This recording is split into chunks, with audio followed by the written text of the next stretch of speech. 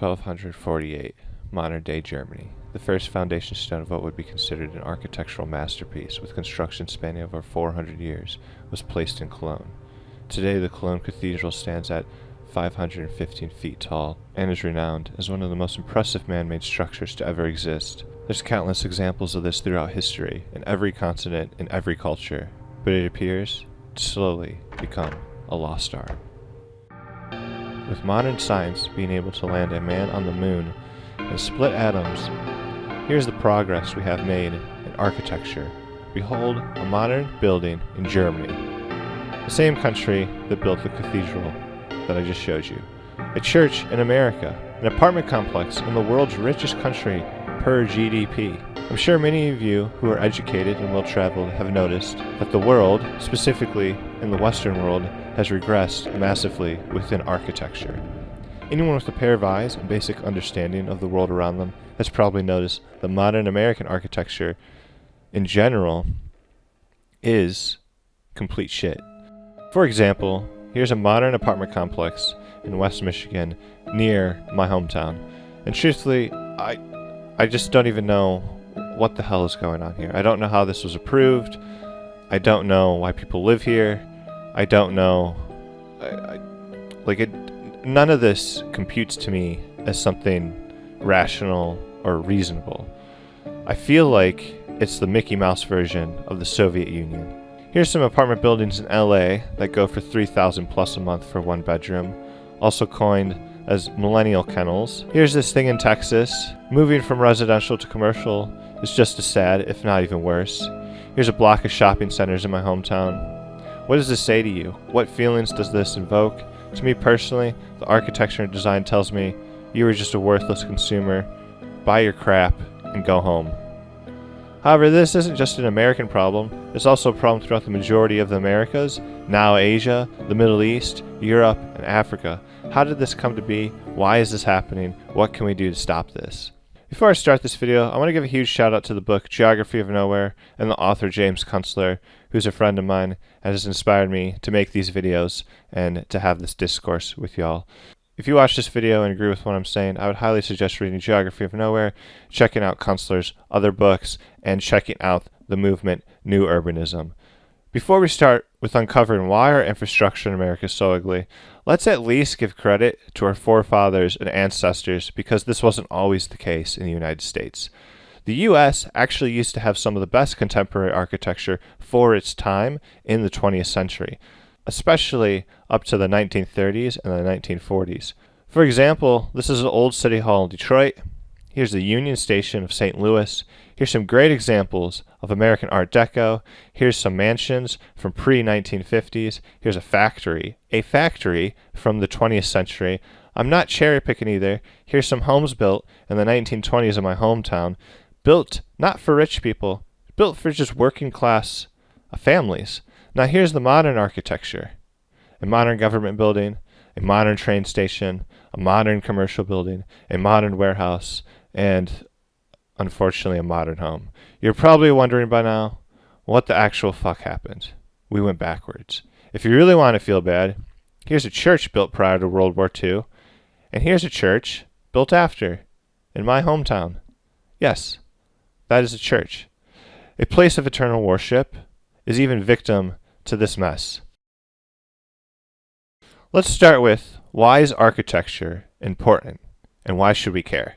You might be asking, well, why should we care? Who cares, honestly? It's just a building. Well, it's not just a building. Architecture is our culture, our workspace, our spirituality, and most importantly, our identity. When you look at this photo, to me it says selfishness, isolation, lack of culture, and boring. Now you know what other cultures think of America. But jokes aside, the people who live in these homes aren't any of those things. But the homes are that. The designs are that. The designs are selfish, then they do lack culture, and they are boring. Here's why architecture is crucial and should be top of mind within any healthy society. Architecture is our culture, and it reflects directly who we are and what's important to us. Good architecture brings pride and joy to its citizens, while great architecture tells a story of the history of said country. peak of American culture, during the height of Art Deco, this architecture shared with us that America was futuristic, advanced, classy, and looked towards the big picture. During the height of this architecture, the automotive industry was industrialized, flight was invented, rockets were invented, and the atom was split. It directly affects human quality of life, as well-designed buildings make the space livable, comfortable, and enjoyable, and directly affects how we think and view our society and how we view ourselves. Good architecture is sustainable and lasts generations. An example of this is the Hungarian Parliament building, this apartment complex in New York, this temple in Asia, and so much more. Here's an American house built recently to show you how bad architecture looks outside of design.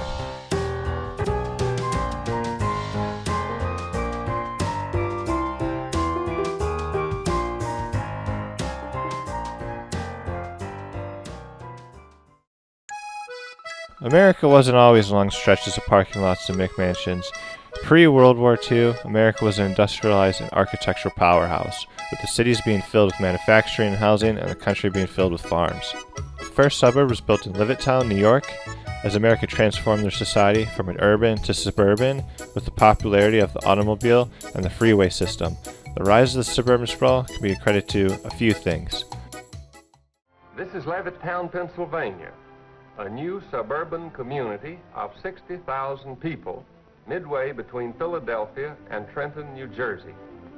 With its giant shopping center, winding lanes named for flowers and trees, it is fairly typical of communities all over America, where families are pursuing the American dream to give their children a better chance in life.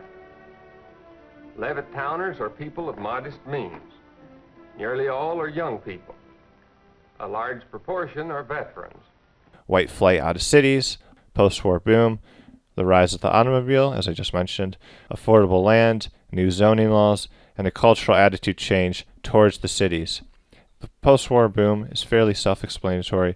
We won World War II, Europe was destroyed, the factories were destroyed, the entire infrastructure was destroyed. Same thing with Asia, and we became the de facto industrial powerhouse of the world, giving us the resources to build new housing on top of having millions of acres available. But why did Americans love the suburbs so much? And what does this have to do with ugly and bad architecture? Well, the homes were created in a cost-effective manner. They weren't built to be stunning cultural pieces that will last centuries. They were built in the same way the Model T was built. They were built in a way that you could do it cost-effectively and quick. They were built to give the new middle class of America an escape from the cities, which were considered dirty and gross at the time. For the first time in history, your factory worker, because of the post-war boom, could live an upper-class life, away from crime, away from the crowded stacked apartments, away from the population, away from the pollution, away from just the nonsense that comes with living in a dense population. You could have your own little slice of the country, and this is how Americans became obsessed with the suburbs, and how the suburbs became the de facto cultural pillar of what it means to be a successful working-class American.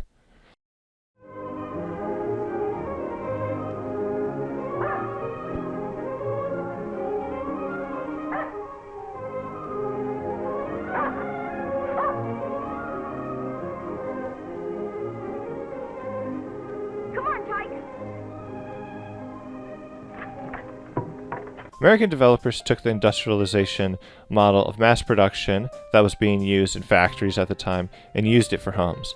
This means using abundant and cheap materials such as wood, drywall, lead, and asbestos at the time, but also today silica and plenty of other cheap materials. Now, this isn't necessarily a bad thing in my opinion, as it did allow a lot of us to grow up in a stable environment, but it explains why the suburbs are soulless. These developers aren't worried about designing masterpieces. They want to create as many homes as possible that they can sell to the working class and make the largest profit possible. Why use brick? Why use stone? Why use granite? Why use any of that crap when you can use cheap wood, drywall, plastic, a bunch of other cheap materials? Why make the architecture complex when you can create cookie cutter homes and people still buy them instantly and you're making 10 to 20% of profit on each home. And truthfully, they keep getting away with this because no one really ever pushes back. It's important to remember these homes and commercial spaces need to be as affordable as possible to stay competitive. This is very important to remember. We can't just start having homes be designed such as, the Cathedral Cologne. People need affordable places to live. If you're taking lots of time and hiring experts and very skilled people, it's going to cost triple maybe of what your average home would cost. As much as I would love every home to look like this probably wouldn't make economical sense whatsoever, which leads to the next issue. We live in a society where we use money to trade for resources, and the goal is to acquire as much money as possible. So of course, everything built is going to be done the cheapest way possible. You're going to use cheap labor, you're going to use cheap materials, you're going to cut corners if you can. If you're a business, you're going to do pretty much everything you can to cut corners until you get caught. Not every business, but a lot of them do that, especially these large corporations, as they have to increase shareholder value each year. Eventually, you have to get very creative on how you make money, and that means sometimes cutting corners, cutting costs, using cheap materials. You'd be surprised. These guys literally have some of the smartest people get together and have think tanks on how to, save $1. For example, this isn't homes, but Delta Airlines, I believe, took out like a grape in their meal, and it saved them something like $50K a year. That's how these shareholders and CEOs, not all of them, but a lot, look at their businesses. As a business, you want to find an equilibrium and you want to be competitive. Obviously, you can't cut too many corners. You could get sued. People will realize your product sucks. They'll stop buying it. So you want to find a good middle ground where your product is still quality but doesn't suck, so people still buy it. They want to keep it cookie cutter as possible while staying competitive. That pretty much sums it up.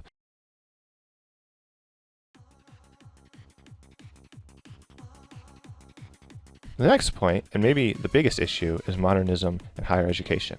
Like most industries and trades, there's a disconnect in higher education, as a lot of skills used aren't practical to the real world and are taught by those who aren't actively practicing. Architects. They're professors. They're teachers. Maybe they were architects at one point, but currently they're not.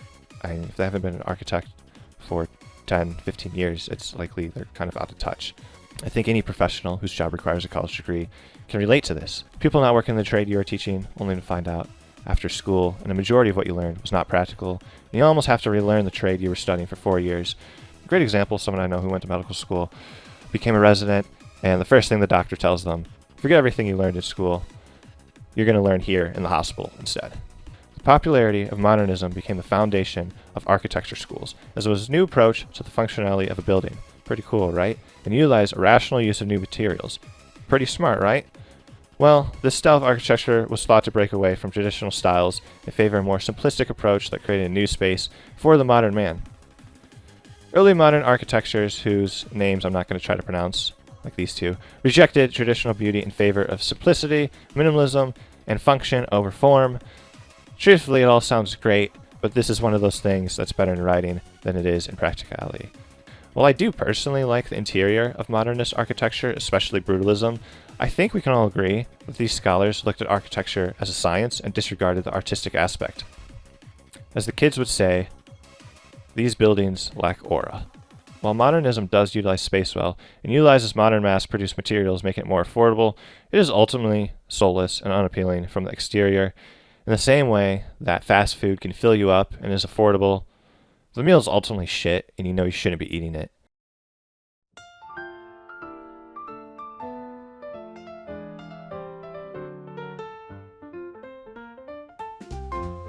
Reform zoning. Zoning was meant to separate factories from your neighborhood, not stop apartment complexes from being built and increasing the value of homes that were bought for $20K in the 1980s. Today, modern zoning laws, especially out west, especially in places like California, a single family home like this that was built in the 1970s or 1980s is now where millionaires live.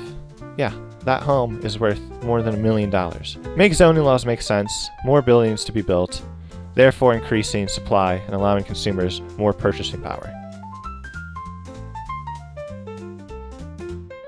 Improve materials. For the love of God, please stop using stucco, and drywall.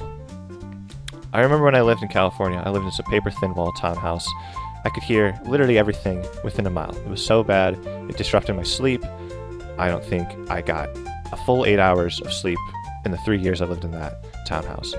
This is one of 1,000 examples of how bad architecture is unhealthy for humans.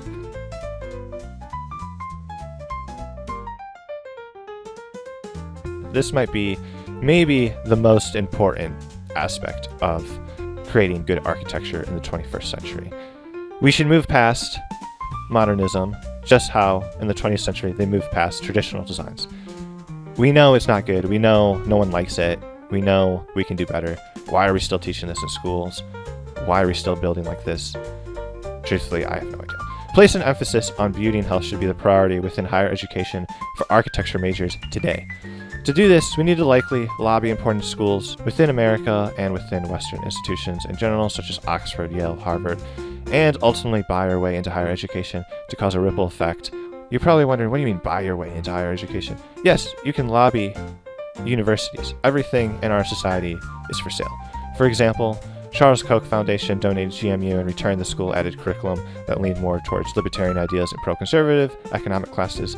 The CCP government promoted Chinese propaganda under Confucius institutes that were in American schools. This was eventually shut down by the government. Or another example is Qatar funding schools to teach pro-Palestinian thought, or Israel doing the same thing to teach pro-Israeli thought, or pharmaceutical companies pushing big pharma, oil companies, and just about anything you can think of that handles large amounts of money. You don't think developers are doing the same with modernism and architecture? The majority of our education is bought and paid for, and simply put, it's not objective. Universities are a business. They want to make money. People that run universities are humans like us. If they have an opportunity to pocket 100K, they're likely going to do it. Let's just be honest. A more simple and organic approach to this problem within education is teaching newer generations these ideas, such as this video, and begin implementing them into universities.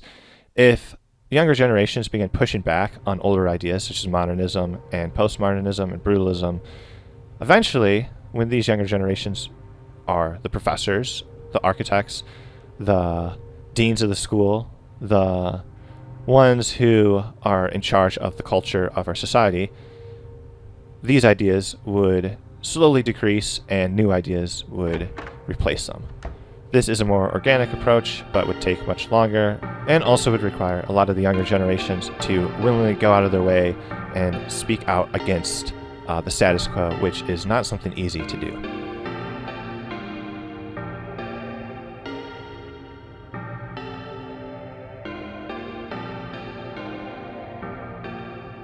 Incentivize developers to invest in beauty rather than fast profits. If the market, aka the buyers, the consumers such as us, stopped buying ugly homes, stopped living in ugly apartment complexes, then developers would change in order to adjust the market's demand. This is just how capitalism works. The reason right now people continue buying these homes is truthfully because the middle class is shrinking and we don't have a lot of buying power anymore. However, this isn't super realistic. As I just mentioned, the majority of Americans are pretty poor right now and just straight up do not have the buying power to build their own homes. The majority of us who are lucky enough to even buy a home are just buying homes that were built in the 20th century. The main incentives would need to come from the government, subsidizing good architecture and giving tax incentives and credits to developers who decide to participate in beauty and health rather than profit.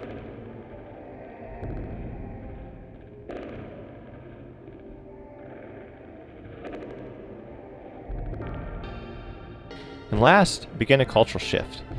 If we as a culture change and begin to value beauty and encourage tasteful designs within architecture, developers will soon follow, education will soon follow, those who are afraid to speak out against the status quo will soon follow as well. If people refuse to buy houses that look like a matchbox with paint, developers would stop making them. The way we do this is by bringing up architecture in just everyday discourse and highlighting the importance of architecture in public schools. I remember when I was in elementary school, we saw a house in Grand Rapids that was built by Frank Lloyd Wright, and I fell in love with architecture and truthfully had a better understanding of the importance, even when I believe I was in like 5th grade. So I think this should be kind of a required teaching within schools. Who knows what's going to happen? within public schools, especially in America in the next 4 years. But it would be awesome to see if public schools, especially schools within inner cities, taught more about architecture and the importance. As we end this video, I am curious, has your life ever been affected by bad architecture? I gave you that example of me living in that crappy townhouse in Los Angeles made out of cheap materials where I could hear everything and it caused me not to get good sleep.